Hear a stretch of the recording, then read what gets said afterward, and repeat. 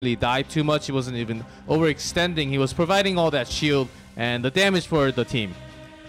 Well, we're going to Battlefield of Eternity, GLuck. This is going to be the map pick of Ace, the victors in game number 1. So I'm going to take this approach to looking at what sort of changes we're going to see what approach Ace has taken in this map, which we saw yesterday, to see if they can kind of counter what GLuck was doing on this map. They did a very standard ETC Uther draft. This is the first time they showed us the Blaze with the Jaina. So it was the Jaina Vala Blaze draft. It was a very close game against Miracle. It was the longest and possibly best game of the tournament so far, in my opinion. I thought it was really good.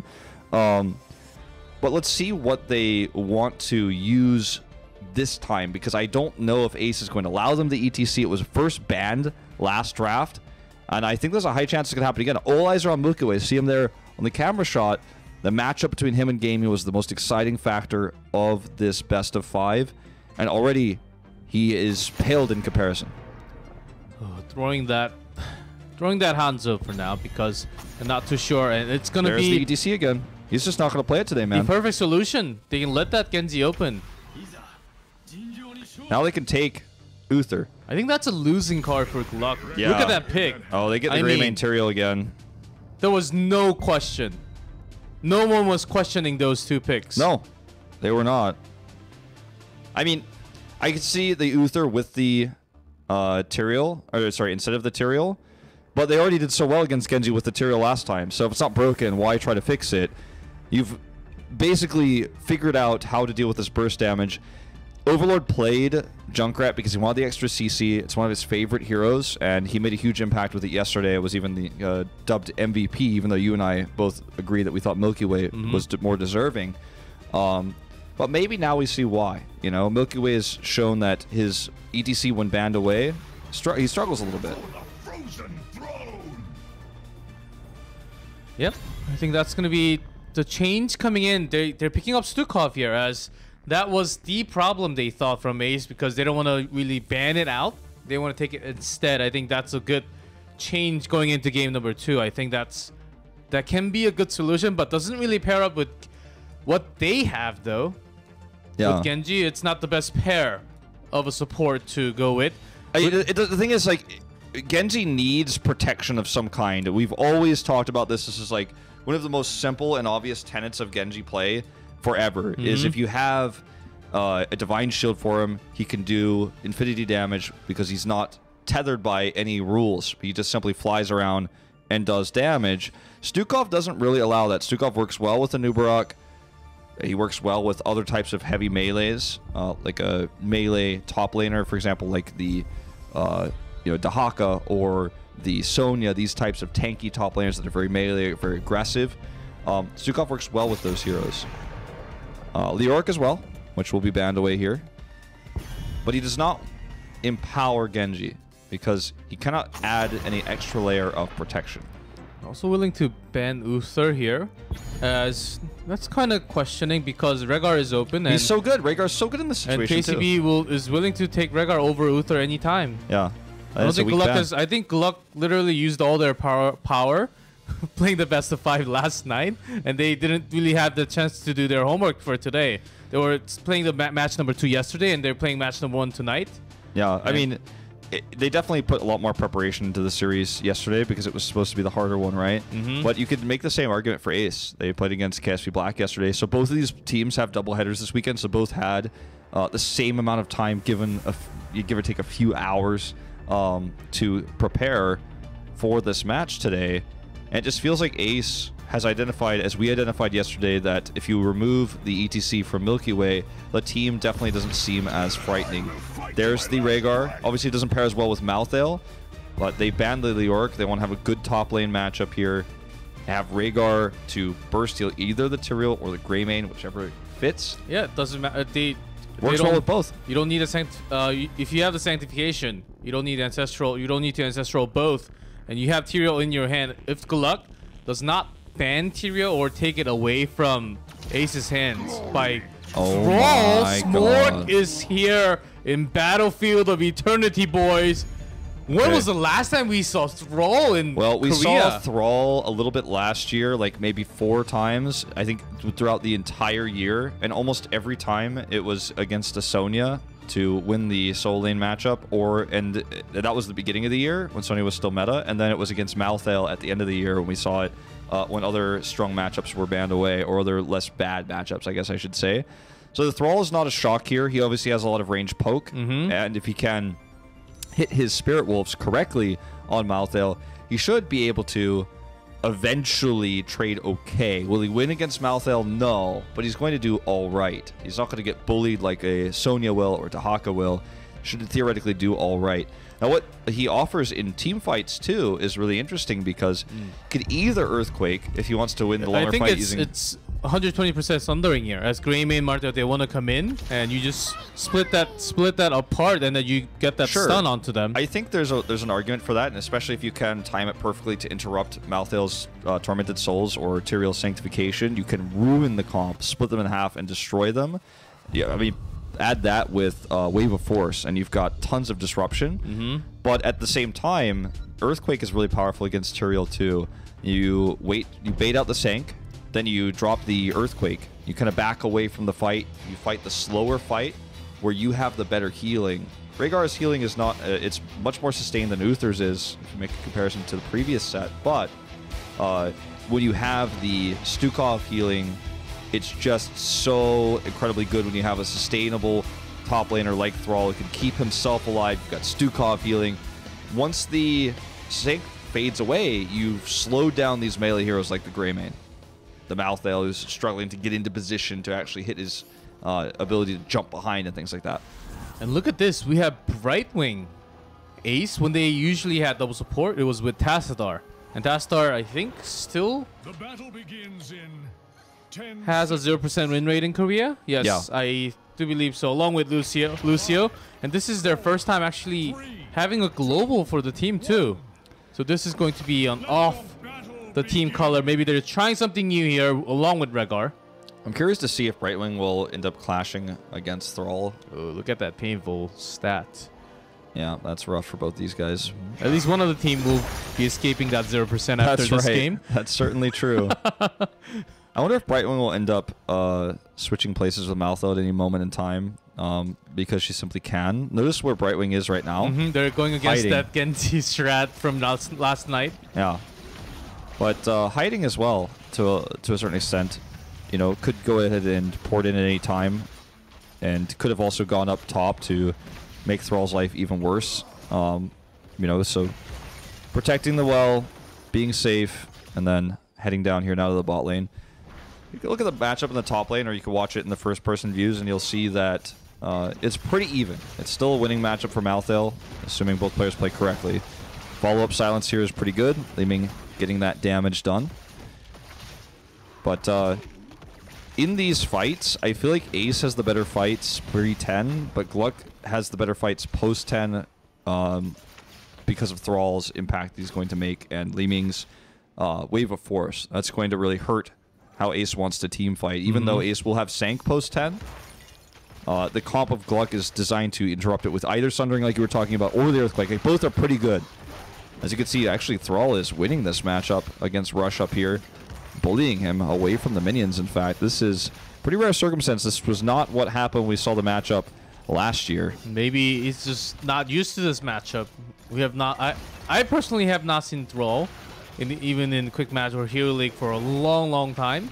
Maybe he's just not used to all the skill shots, maybe the timing, and this is going to be a contester. Goes in Milky Way, but he's very low, though. The silence was great, but again, I feel like he's underestimating the damage that his opponents have, and that he doesn't have that armor coming through from either an Uther or ETC's base armor this time. And Nubrok's got that shield, but that's all he's got. And you know, ETC has the ability to kind of slide back out or push enemies away, whereas Nubrok, when he goes in, he's kind of stuck in. And you know, I feel like we're seeing a hole in Milky Way's play today with this Nubrok. Maybe moving away from it would be a smart choice in future drafts in this best of 5. I think because they ban ETC, I think they really have to be on the same page of banning Tyrael away. I think that kind of really balances the front line of both team out. in that case. But GLuck has been losing it because they had to do the Hanzo. Ace started the draft well with banning ETC from the very beginning. They really had outplayed them from game 1 draft in that case. Yeah. Here comes the teleport from Brightwing for the first time. Sauron's going to be polymorph, but a huge triple silence. That's the Anub'arak stuns you want with that silence. That's how you use this Stukov pick in the early game. But he's still going to go down here. Despite all the CC, the follow-up damage just wasn't there. And, you know, Li Ming's got the burst. Relic just simply does not. Not yet. Not before 10. And so Ace outlasted again with those Tyrael shields partially. And also focusing from Ace seems to be a lot better. They're just saying, focus on tank only. Let's burst down Anub'arak all the time, and that's been happening in Milky Way because he has to make that initiation oftentimes. He goes in, but if he goes in like that instead of walking in, he doesn't have an escape. So Ace really calling that at the right moment, right choice. Yeah, I think also Blue Beetle could hold his silences a little bit longer instead of pulling out. Sometimes everyone's silenced and then he just pulls it out and then nobody's silenced anymore. Then everyone just couldn't collapse into that area. He loses the healing during that time, but if everyone's silenced, no one's taking that much damage anyways. It just weakens the amount of CC chain they actually had there. All right. Milky Way, he's not going to go in, is he? He's crazy if he is. Okay, he's just going to do the Impale here. There's a silence. Now he's going in, but will he get punished again? Backs away. Gaming gets out with those shields, and Rush is able to do so much. Both games, the Malthael is going to burn through that Anub'arak health pool. And see, Ace actually has a lead on the Immortals right now, but is struggling to finish this off. Just poking with cocktails right now is Witcher. Jumping in onto Sauron, but he gets the double root here. Oh, and there's the silence follow-up. They're going to get a pick this time. Finally, Relic diving in here too. Ooh, but cannot go in too much, even though it's a 5v4, because they have some pokes. They have the sustain here from Regard. They have the healing fountain as well on their back. 2k lead here for Ace, despite that pick. Malthael coming back. And just poking this down. They're sending Thrall for the time being. Yep. Gamey running in here. Does drop down that smite. Looking for the shields. Look at that. Hits everybody with the shield. They get stunned by the Immortal. Here comes the teleport in now from Brightwing. Look away the target. And despite the fact that Sauron was trying to work on this alone, because it was obviously 4 versus 1 in terms of DPS when they dove through, they clear this. And Ace going to take another early game lead here. And Relic has had an incredible Genji all season long. His Genji has been really strong. He's gotten away with it in so many drafts because of the ban style they've played. But he just isn't able, like, you could say, I don't want to say he's a high win rate on the hero either, but I want to say his individual skill on it is clearly there. When the heroes that are paired with him don't allow him to make big plays, he struggles. And then against a comp that has this new reworked Tyrael with the new shields, he just really, really can't find those picks that he used to get. Also, Overlord actually staying with the team. Of course, there are shields available from Tyrael now, which makes it harder for Limmy to get the kills yet, even before the dominance kicks in. I mean, the Calamity kicks in at 7. It's so much harder. He was doing okay yesterday, but it seems like his skill shots are very inconsistent so far. He could have picked a few kills at least. Yeah, at least one in that team fight, but his orbs are missing very often so far. I also feel like, to further your point, he could have positioned himself in a way to threaten orbs and then just shot the orbs at the Immortal on the left side instead, along with Sauron, to actually help burn that down, because he didn't really use that ability as much as he could have. Which is one of the reasons why Li Ming is so strong on this map. Sauron is winning the matchup against Malthael, so even though we saw this matchup lost by Thralls competitively, including, I think, Wiz himself, who played the Thrall against Malthael last year, it is not the case in this third week of HGC Korea, at least for Sauron. He is winning the matchup repeatedly here. Rush just backing away, playing it safe. Once he gets in that range, if he gets rooted, he can be bursted down. When Malthael actually needs a lot of time to burn the target down, and oftentimes was playing against tanks like Arthas, even Sonya sometimes. But Thrall, that's another case, so he's not really used to it. Seems like he doesn't even want to contest at all. Thrall still has follow through, right? That's like what that talent is at level 7. Like, I haven't seen that talent in a long time. I'm looking at that, I'm like, pretty sure that's what that is. Well, I remember when Thrall used to be super meta. He was actually my highest win rate hero in Hero League for a long time. Because he's not meta, I don't spend a lot of time studying Thrall builds in 2018 because I didn't think we were going to see him a single time this tournament. But you know, he's very very much doing well in terms of the soul lane, but his team fight capability doesn't come online until 10, realistically, and that's a problem given that Ace has controlled this so well. Finally, Saron and the boys are going to get in control of this one for the first time. Finally, they get on it first. Can they hold it? Silence is good. The teleport comes through. They called Brightwing, but the camps are pushing. The fort will be going down if they just let that pass. Level 10 hit for Ace. There's no way of fighting this one out, so GLuck, they have nothing else to do other than just taking the shield down, getting that maximum EXP from both lanes. Standard picks here. Emerald Wind is much more meta, and I think it's good for disruption of Genji and Anubarak in this case. And it can allow you to get on the Sanctification a lot easier. Ace will win this. There's nothing GLuck could do to contest. They're just simply going to, as you say, push to try to catch up. Gamey working on this camp. They're going to steal it. They're going to invade it. They're going to get more than they could have ever wanted with the 2/3 shielded Red Immortal stealing blue side camp. And here comes a Sundering. It is going to be Sundering. Tyrael is picked here. That was really well done before Brightwing could get off the Emerald Wind. No Sank, of course. Already dead, and Rush will be the second kill. It seems like they want to make it more as they're chasing down Hero, as Rhaegar cannot really run away. And it is actually KCV on the Brightwing this time, too. Yeah. Okay, Cocoon going to help get this kill. Ooh, way too early of an Emerald Wing. Yeah. And the idea was to try to burst it down, but that's just a misunderstanding of how much health that Cocoon has. That was not going to work. Emerald Wind's not on the longest cooldown of all time, but still, that's kind of annoying. Kind of delayed his teammate's death, too. So he's basically just delayed his death timer by doing that. Let's look at the situation in this game, though. Like, minus Ace making that overextension, I still think they're in a great spot. Saron locked in Sundering for that fight specifically, I think. He was probably going to consider it, depending on the situation of the first team fight would have been available. But it was perfect for that moment.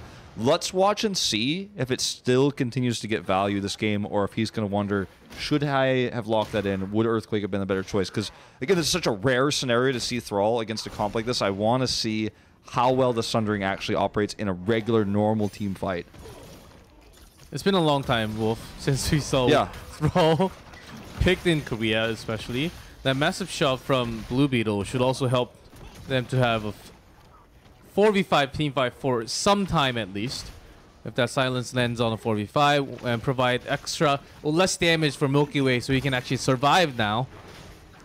I think everything actually can work out. There are lots of skill shot based, so there are lots of conditions that comes through. But still, with Genji, Li Ming just having all that skill shot damage, if they can burst down any of the supports or even Greymane, I think the key here is the Sanctification, which did not land last time and just led to disaster for Ace. But if it's there onto the camp, every zone that they need, well, it's going to be a different case. Yeah, definitely agree, which is why invading that camp was a risky idea in general, except that the Sundering was so perfect. Had they not been able to pick the Tyrael at the beginning part, it's a totally different story. And you fight around an Immortal, though, it's a larger area. It's tougher to make that Sanctification perfect every time. Whereas fighting into a camp, it's like the Sanctification target's already spelled out for you pretty much, like where you need to place it. So it's a little bit tougher for Gamey in this case moving forward. But the Sundering matchup versus that Sank, you know, that's kind of what we're going to be looking at closely here as the Immortals start to drop in hit points. Slight lead for GLuck. The race, and GLuck wins the halftime. Yeah, by about 3K. Let's see how much more they want to go in. And this Brightwing is still trying to push the top lane a little bit. Yeah, looking for maybe a Brightwing bomb too, to cut the team in half. So the Holy Ground not as effective as he would have liked it there. Getting that extra soak though, as you mentioned. But Ace is going to lose this Immortal if they don't take a fight fast. Saron is going to be the target here. Cleanse coming down here onto Malthel. Great Sanctification. He's holding that Sundering though, Saron is. Where's it going to be? It's a 4-man. Cleanse comes in late, but it doesn't matter. The Ancestral is good here. Saron going to go down. Now the Cocoon way too late. Not going to do too much for them, but Li Ming getting the resets here. We'll be able to get more. Relic on the chase. It looks like they will be able to win the longer fight here. It's a triple. Gamey gets out. They will win the Immortal. That Sundering was really well placed. The Ancestral was good and actually kept Tyrael alive, but the Sank was already used. He wasn't as impactful in that moment. And this is how you use CC chains into DPS correctly. What they failed to do last time They are actually finally putting the pieces together now. It seemed almost too perfect for Ace to do everything when they made that engage with the Sanctification and everything went in, but I saw something that was not too perfect. It was Emerald Wind. When they were rushing in, that was also used. I don't know why, way too early. It seemed like they want to just press everything. It's like, okay, let's do it that way. And then Emerald Wind was just there for no reason. And then right after, Genji was allowed to go in, take the back line target just like that. That's what really allowed Genji to take the kills, because they were winning the front line war for Ace. But GLuck, without that Emerald Wind, they were able to do so much more. And as you mentioned, Thundering was the key to turning this around. Yeah. I mean, huge 4-man one. He's got it available again. We're going to see Relic jump in there. Ooh, anti-synergy there with that usage, though. Sundering only hits 2, and nothing wasn't paired with anything there. Dragon Blade wasn't even off cooldown. Did try to, maybe you could argue, buy some time for the Immortal to actually finish off this this keep, but it was never going to happen. Looks like the Siege Camp is going to be up in 5 seconds. They're going to try to grab this. Ace is coming for the invade. They already used Sundering. Sank is up. I like this bait rather than trying to actually challenge it. Okay, there's an insta-pick on the Malthael. Destroyed him. KCB just trying to do what he can here with this Brightwing, doing the shield. And Gamey is actually trapped. I hope he doesn't waste his Sank for this. Wants Holy to Ground. try to get out, yep. Okay, he gets out using the Emerald Wind. That was well done by KCB. But that was a great move by GLuck. Trying to fight that head-on would have never worked, but setting up the bait was masterful, and the instant deletion of Malthael is so frustrating as an Ace player. Now, has his respawn coming through, the objective already taken, and now they can actually take this for real while the Shaman Camp pushes. I guess Malthael kind of took it easy, because in that choke point, the Thundering was a big key, but it's on a cooldown, so maybe he thought it's going to be on cooldown, that maybe they will be doing camp, man. He didn't really expect that to happen, all the skill shots landing on his face. Face checks, man. It happens. Well, now Ace is in a position where they certainly can win the next team fight. They're going to have 16.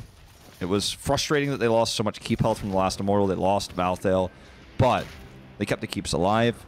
And I feel like, you know, as the saying goes, like, I mean, it's my saying, I made it, but keeps alive, the hope's alive. You know, if the keeps are dead, hope's probably dead at this stage in the game. So keeps up. They're going to have 16. They certainly could get 20 first if they win the next team fight, do some damage to the keep wall, maybe even get a keep if they win this Immortal handily. They're going to have to get into position, though. Gamey's going to have to set up that great Sanctification. But GLuck, remember, they have the longer-term healing in the fight. And they're just simply not even going to challenge them, or not even willing to fight pre-16. This guarantees almost GLuck getting this Immortal. They're going to have to get a wipe to prevent it. And I think sometimes the golden rule of don't fight a talent tier down doesn't apply. And I think this is one of those moments where Ace might regret just freely giving up all that HP. I think they, even without the talent, they have all the tools to actually have that team fight. Because they have 100% protection on their side, you know? Well, they're going to aggressively fight now. Gamey gating everybody out here with this Holy Ground. Relic just doing some damage, retreating afterwards, not fully committing. Cocoon comes in here onto the Tyrael. Dragon Blade is up. Rush, is he going to survive through here? The Ancestral will connect. Witcher doing a ton of damage. The Polymorph is there, and the Sank, it could not have been better. Waiting until the end of the fight. KCB going to give another shield here. They've only lost the Anubarak, but still, this is now enough damage. They've got Malthael on their side to burn through this Immortal. Overlord's going to have to get some crazy resets to take this back. He's trying to get in position. He's full mana right now. They actually just barely save it. 3k health on this Immortal. Respawn coming through in 25 seconds for the Anubarak. They do have double support, but they just want to be a little bit safer here, as if they lose this, they can lose a lot of the building. It's going to make the snowball even quicker for GLuck to actually push all that in. And even with the double support sustained from Ace, Blue Beetle's doing a good amount of healing for all the targets. Seron's getting focused for a second. Ooh, KCB interrupted from his phase shift. Witcher nearly going down here. Tries to just sacrifice himself to get the kill. Does not get it. Looks like Gamey's going to sacrifice his life for it as well. At least that's what he wants. This time the phase shift will connect, but already 2 members dead here as resets come through. For Overlord, who's low on mana. Rush is going to be the 3rd to die, it looks like here. 4th, I should say. They get the Immortal, but at such a large cost. GLuck just simply going to ignore it, go take this huge minion wave, and try to end the game. Long respawn timers here. Only Gamey to defend this. I don't know if they have any way of stopping this. Like, the respawn timers are pretty long Is here. that even worth it? Greymane going in. I guess they wanted their Immortal down really hard, but this is gonna be game. And yeah, this is like you know, just way too much obsession over finishing the Immortal. Everyone's had it happen in their Hero League games. Everyone's had it in their quick match games. Cocoon comes through here to help make sure they do the full damage. Relic's doing a ton. Sundering here as well. Sanctification coming down, but they just can't kill all 5 targets here. Only Sauron going down, and GLuck is going to tie up the series 1-1. You know that feeling when you've played with this